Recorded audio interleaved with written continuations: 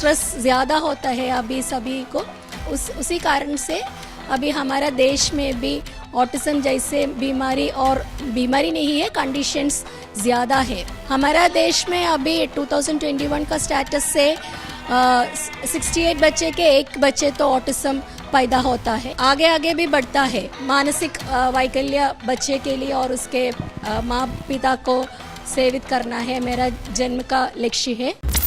2 अप्रैल को world autism awareness day है और उससे पहले हम कोच्चि के एक ऐसे सेंटर में हैं जहां पर बच्चों की जो मेंटल ग्रोथ है उसको लेकर के जो समस्याएं होती हैं उसका ट्रीटमेंट किया जाता है और जो पेरेंट्स हैं उनको भी अवेयर किया जाता है। हमारे साथ डॉक्टर रश्मि हैं, जिनसे भी हम हाथ मिलाएंगे और ये धन्यवाद देंगे देश की ओर से कि ये दृष्टि बाधित होते हुए भी ये उतना काम कर रही हैं जितना काम एक आम आदमी अपने जीवन में नहीं कर पाता है। डॉक्टर रश्मि के साथ दिक्कत बाद में शुरू हुई। करीब 2004 में इनकी आंखों की रोशनी चली गई। उससे पहले ये पूरी तरह ठीक थी, लेकिन इन्होंने हार नहीं माना और अपना काम जारी रखा है। और डॉक्टर रश्मि जो हैं वो बहुत सारे ऑटिज्म पीड़ित बच्चे और मेंटल ग्रोथ से पीड़ित बच्चे जो होते हैं उनके लिए काम कर रही हैं और जिस तरह से काम कर रही हैं उसका नतीजा ये है कि न सिर्फ देश के कोने कोने से बल्कि विदेशों से लोग आते हैं डॉक्टर रश्मि से अपने बच्चों का ट्रीटमेंट कराने के लिए। मैडम, एबीपी न्यूज़ में आपका बहुत बहुत स्वागत है। किस तरह से, पहले तो अपने जीवन के बारे में बताइए कि कैसे आपकी आंखें कमज़ोर हुई और वो क्या वाकया है कि आपकी बेटी है 18 साल की, लेकिन आज तक आपने अपनी बेटी को देखा तक नहीं है। मेरे आंखों को दृष्टि को प्रॉब्लम 2004 में होता है और 2 मिसकैरेज और मुझे तो मैकुलर डिजेनरेशन जैसा बीमारी होता है और उसके बाद तो आंखों का दृष्टि थोड़ा थोड़ा कम ही होता है और मुझे टोटली ब्लाइंड हुआ। ओके, और मेरा एक बच्चा है और वो तो अभी तो MBBS फर्स्ट ईयर में पढ़ाएगा कैलिकट में, और उसके आंखों से नहीं दिखाया तो भी फिर मेरे मन से उसका चेहरा मेरे मन में अच्छी तरह है और मेरे मन में क्या कैसे उसका सोचता है वो वैसा होता है, मैं बिलीव भी करता है। और इसके बाद तो रिहैबिलिटेशन और मेरा फैमिली का सपोर्ट और भगवान का कृपा वो सभी का प्रार्थना से मुझे रिहैबिलिटेशन मिला और इसके बाद तो मुझे यही लक्ष्य होता है कि मानसिक वैकल्य बच्चे के लिए और उसके माँ पिता को सेवित करना है मेरा जन्म का लक्ष्य है और ऐसा होने से हम जीवनियम ऑर्गेनाइजेशन 2009 में बनाएगा। तो आप लोगों ने 2009 में ये हॉस्पिटल एंड रिसर्च सेंटर बनाया। क्या 2004 से पहले भी आप कम से कम ऑटिज्म पीड़ित बच्चों के लिए काम कर रही थी या बाद में शुरू किया? नहीं, मुझे तो 2002 में पढ़ाई फिनिश करेगा कोटकल आयुर्वेद कॉलेज से मुझे डिग्री मिलेगा और उसके बाद तो मैरिज से बाद में मुझे आंखों का प्रॉब्लम होता है और 2005 मुझे बच्चा होता है और इसके बाद तो हम कोच्चि आएगा। यानी आंखों की दिक्कत आने से पहले से आप बच्चों के लिए काम कर रही हैं? नहीं, इसके पहले तो मुझे बच्चे के लिए काम नहीं करेगा, इसके पहले तो मेरे पढ़ाई और सभी होते हैं ना, पढ़ाई फिनिश करने के बाद तो मुझे सभी होता है। और ये हॉस्पिटल आपने 2009 में खोला? 2009। तब से काम बच्चों के लिए करना शुरू किया? उसी समय से? नहीं, इसी से। तो अब बताइए कि देश में जो ऑटिज्म और इससे संबंधित बीमारियां हैं बच्चों की, उसकी क्या स्थिति है? क्या अर्बन एरियाज में ऑटिज्म के बच्चे बढ़ रहे हैं? अभी तो हमारा देश में और टाउन में और गांव में भी ऑटिज्म और कुछ डेवलपमेंटल प्रॉब्लम्स, बर्थ एनोमलीज वो सभी ज़्यादा होता है। माँ का कुछ प्रेगनेंसी टाइम के स्ट्रेस और अच्छी तरह भोजन नहीं मिलने, खाने के बिना और स्ट्रेस ज़्यादा होता है अभी सभी माता जी को, प्रेग्नेंट लेडीज़ के लिए। और उसी कारण से अभी हमारा देश में भी ऑटिज्म जैसे बीमारी, और बीमारी नहीं है, कंडीशंस ज़्यादा है। इसलिए हमारा देश में हर टाउन में ऐसा रिहैबिलिटेशन सेंटर, वहाँ तो बच्चे को क्या क्या चाहिए, तो Ayurveda treatment, therapies, occupational therapy, sensory therapy, behavioural therapy, sensory integration, speech therapy, वो सभी में एक ही रूफ के पीछे मिलेंगे तो पेरेंट्स को बहुत ही यूजफुल होता है। यानी आप ये कह रही हैं कि देश में सरकारों को चाहिए कि वो देश के अलग अलग शहरों में एक ऐसा रिहैबिलिटेशन सेंटर खोलें जहां पर ऑटिज्म के बच्चों को ट्रीटमेंट दिया जा सके, ट्रीटमेंट दे सकता है। हमारा देश में अभी 2021 का स्टेटस से 68 बच्चे के एक बच्चे तो ऑटिज्म पैदा होता है। हर 68 बच्चे में एक बच्चा ऑटिज्म का शिकार हो रहा है देश में। हाँ, वो तो बहुत ही अलार्मिंग रेट भी होता है और आगे आगे भी बढ़ता है। इसलिए हम सभी हमारा देश का सभी प्रोफेशनल्स, लीडर्स सभी तो हमारा इच्छा ये मिलना चाहते हैं, ये बच्चे को इंक्लूशन करने के लिए क्या क्या कर सकता है वो सभी करना हमारा लक्ष्य होता है। तो आप जो ट्रीटमेंट देती हैं उसमें ऐसा क्या खास होता है कि लोग दूर दूर से आपके पास आते हैं, विदेशों से भी लोग आते हैं, क्योंकि विदेशों में तो बहुत सेंटर होंगे, लेकिन आपके पास आते हैं, तो आप अपने सेंटर में बच्चों के लिए क्या खास करती हैं? हमारा डिफरेंस है थी यूएस जैसे डेवलप्ड नेशंस में ऑटिज्म बच्चे के लिए थेरापी मिल सकता है, वैसा occupational therapy, behavioural therapy, physiotherapy जैसा therapy globally everywhere is available.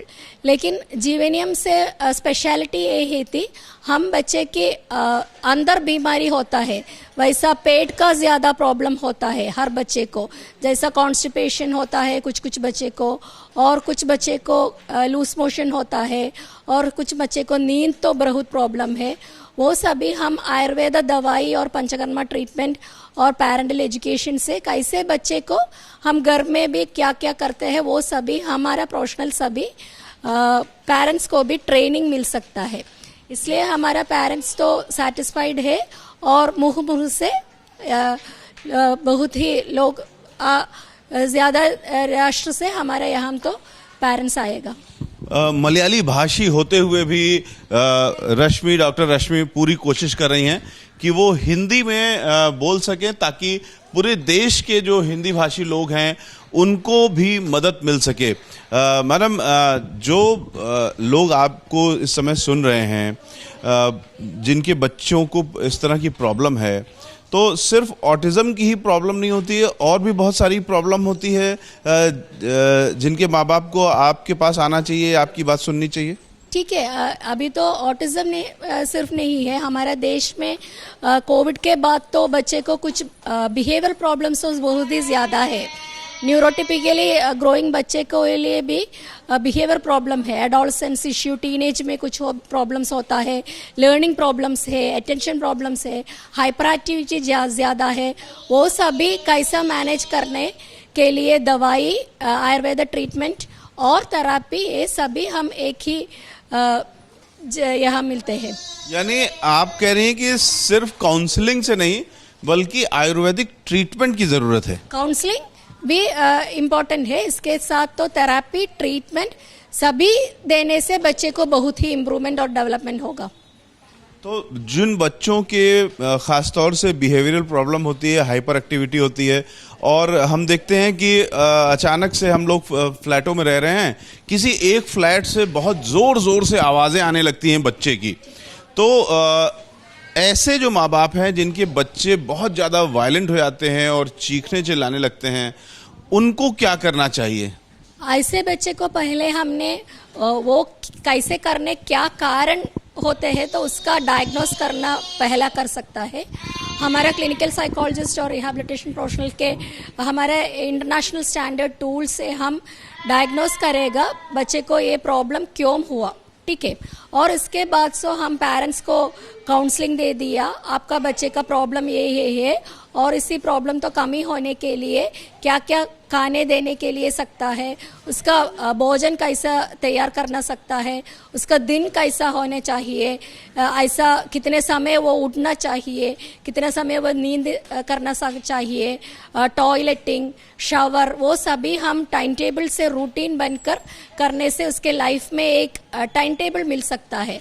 ऐसा करने से उसका बिहेवियर प्रॉब्लम्स भी कमी होता है। क्या ऐसे बच्चे भी एजुकेशन हासिल कर सकते हैं, प्रॉपर पढ़ सकते हैं? फिर भी हमारा इच्छा और हमारा निर्देश ये है कि हर ऑटिज्म बच्चे को मेन स्ट्रीम इंक्लूसिव एजुकेशन मिलना हमारा प्रयत्न है और इसके बारे में हम सरस्वती विद्या निकेतन में हम इसके सहाय से एसोसिएशन से हम ऑटिज्म बच्चे को शैडो टीचर के हेल्प करने से वो हम तो पढ़ने का परिश्रम करता है। हर बच्चे को मेन स्ट्रीम स्कूल पढ़ना बहुत ही ज़रूरत है। तो जो मांग आप कर रही हैं कि पूरे देश में ऐसे रिहैबिलिटेशन सेंटर होने चाहिए जो कि आम आदमी के घर के आसपास हों और रीच में हों, तो ऐसे सेंटर्स के लिए सरकार को क्या करना चाहिए, उस सेंटर्स में क्या क्या होना चाहिए? अभी हमारा इच्छा ये भी है तो हमारा सरकार के साथ तो एक प्रोजेक्ट दे सकता है। ऐसे बच्चे को उन्नमन के लिए हम एक साथ से क्या क्या करना चाहिए और उसका डिटेल्ड प्रोजेक्ट मिल करना हम दे दिया और हम एक डिटेल डिस्कशन से हमको ये मिशन आगे बढ़ कर सकता है और हर देश में हर सिटी में ऐसा रिहैबिलिटेशन सेंटर ज़रूर करने से हम क्या हेल्प चाहिए वो सभी हम दे दिया। वो तो हमारा एश्योरेंस है, बिकॉज हमारा मिशन भी है कि ऐसे बच्चे को इंक्लूशन करना है। अभी देश में कितने बच्चे होंगे जो ऑटिज्म से और मेंटल ग्रोथ रुक जाने की बीमारी से पीड़ित हैं? वो सभी आगे बढ़ते हैं। मुझे पहले भी बात करते हैं 68 बच्चे से एक ही बच्चे को ऑटिज्म है। इंटेलेक्चुअल डिसेबिलिटी वो सभी बहुत ही ज़्यादा भी है। अभी 80 children, 1 in 80 children are having intellectual disability. Different types of neurodevelopmental disorders are identified very much now. So everybody should get the opportunity to learn and be part of the inclusive world. और इसके ये autism बच्चे का यही प्रत्येक भी है, हर बच्चे को स्पेसिफिक टैलेंट भी है और कुछ बच्चे को अच्छी तरह गीत गाते हैं और कुछ बच्चे को अच्छी तरह ड्राइंग करता है और कुछ बच्चे को जीके अच्छे हैं, मेमोरी अच्छे हैं। सो उसका टैलेंट आइडेंटिफाई करके हम उसके एक नए रास्ते से उसके गाइड करते तो उसका भावी भी बहुत ही सुरक्षित है। तो मुझे गर्व है कि मैं एक ऐसी शख्सियत के साथ हूं जिन्होंने जीवन के बेहद बड़े चैलेंजेस को भी हंसते हंसते सहा है और आगे बढ़ रही हैं। डॉक्टर रश्मि, जिन्होंने अपनी 18 साल की बेटी को कभी देखा नहीं क्योंकि जन्म से पहले ही ठीक पहले उनकी जो दृष्टि है वो खत्म हो गई थी आंखों की, और अभी इनकी बेटी MBBS कर रही है, MBBS की पढ़ाई कर रही है। तो आप समझ सकते हैं कि इन्होंने किस तरह अपनी बेटी को पाला होगा। जिस तरह इन्होंने अपनी बेटी को पाला उसी तरीके से देश के बहुत सारे बच्चों को ये ट्रीटमेंट दे रही हैं। और वर्ल्ड ऑटिज्म अवेयरनेस डे पर हम इनके पास आए और ये ABP न्यूज़ की खास रिपोर्ट आपके समक्ष रखा, जिसमें कि डॉक्टर रश्मि खास तौर से सरकार से ये गुहार लगा रही हैं कि पूरे देश में जिस तेजी के साथ ऑटिज्म के बच्चों की संख्या बढ़ रही है, उन बच्चों के लिए और उनके पेरेंट्स के लिए पूरे देश में इस तरीके के सेंटर खोले जाने चाहिए ताकि इन पेरेंट्स को और बच्चों को गाइडेंस मिल सके।